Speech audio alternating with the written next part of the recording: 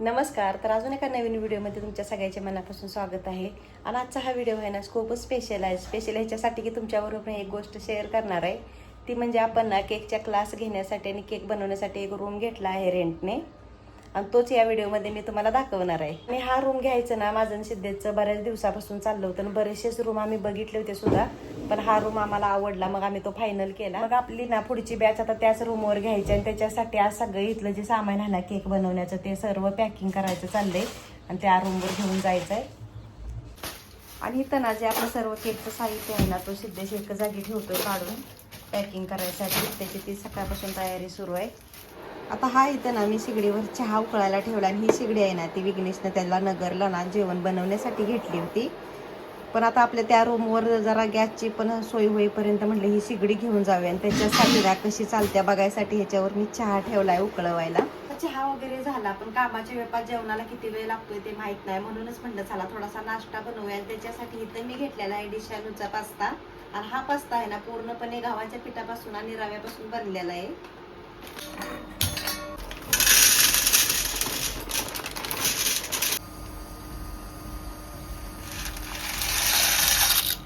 जो केक आपल्याला 12 वाजता द्यायचा आहे ना तो स्टिकर थीम मध्ये आहे. बॅटबॉलची थीम आहे. त्याच्यासाठी ना सिद्धेश स्टिकर काढून घेऊन आला आणि त्याचं आता इथं चाललं आहे कटिंग करायचं.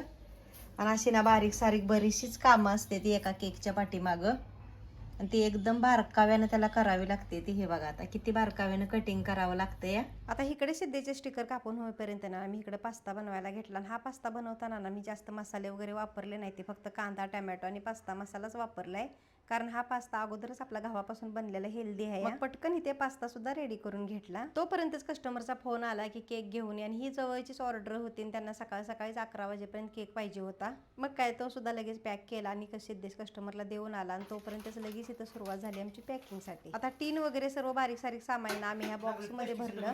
त्यामुळे काय होईल, आपल्याला तिकडे गेल्यानंतर जास्त शोधाशोध करायला लागणार नाही की काय साहित्य कशात गाठलंय ते.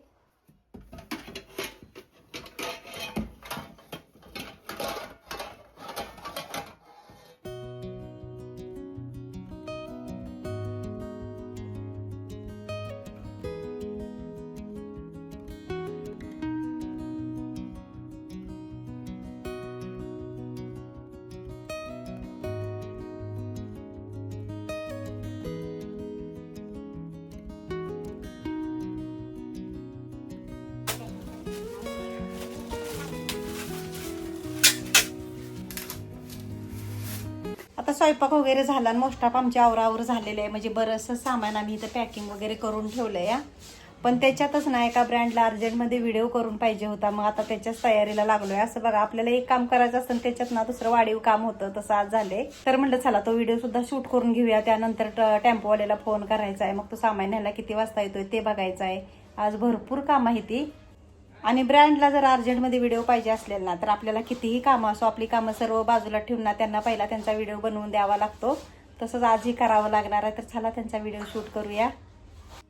व्हिडिओ वगैरे झाला आणि जेवून ना आम्ही निघालो त्या रूमवर साफसफाई करण्यासाठी. आता नवीन खोलीमध्ये सर्व सेटअप करायचा होता, म्हणून आपल्याला काही वस्तू लागणार होत्या. मग त्याचीही खरेदी आम्ही ना जातच केली. आता काय काय घ्यायचं होतं तर आपल्याला ना बादली, सुपली, कचऱ्याचा डब्बा, झाडू अशा छोट्या छोट्या वस्तू घ्यायच्या होत्या. आता आम्ही राहतो बेडेकरला आणि हा जो आपण रूम घेतलाय ना तो आहे दातवली तलावाच्या जवळ. आता इथं घ्यायचं कारण म्हणजे ना कस्टमरला सुद्धा थोडंसं बरं पडेल आणि आम्हाला सुद्धा असं खालीवर करावं लागणार नाही. ग्राउंडलाच हा आपला रूम आहे. हा आपला रूम आहे जो आपण क्लासेससाठी घेतलेला आहे. आणि त्याचबरोबर ना हा मोठा एक फ्रीज सुद्धा मागवला आहे, कारण तिकडे दोन्ही फ्रीज आणलं तर घरात फ्रीजचा प्रॉब्लेम ना, त्याच्यासाठी हा फ्रीज असा मागवला आहे.